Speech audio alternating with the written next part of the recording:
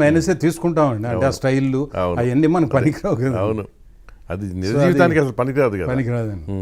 ఇట్లా ల్యాబ్లో ఎన్నో విన్యాసాలు చేశానండి.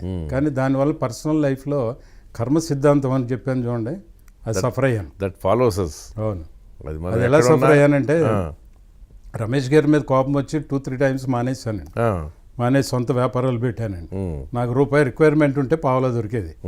సో దాంతో నష్టపోవడాలు ఇవన్నీ జరిగినాయి. కానీ దీని బ్యాక్ డ్రాప్ ఏంటంటే, ఒక సినిమా రిలీజ్ అవ్వడం కోసం ఒక సైకిల్ స్టాండ్ వాడు, క్యాంటీన్ వాడు, ఇంకా ఏదో ఫైనాన్షియల్ గారు అప్పులు తీసుకుని డిస్ట్రిబ్యూటర్ తీసుకొచ్చి డబ్బులు కడితే, నేను ఇక్కడ ఏదో విన్యాసాలు చేసి ప్రింట్ మీద ఒక 5,000 వేయండి 10,000 వేయండి అని సలహాలు ఇచ్చి, మరి అక్కడ ఎవరో ఒక వ్యక్తి స్వచ్ఛందంగా కష్టపడి తెచ్చుకుని డబ్బులు సఫర్ అయ్యి ఆ ఫ్యామిలీ సఫర్ అయి ఉంటుంది కదండి. అవును. సో ఆ కర్మ సిద్ధాంతం ప్రకారం వాళ్ళని నష్టపరిచాను కాబట్టి మీరు అనుభవించాను ఆ ఫలితం.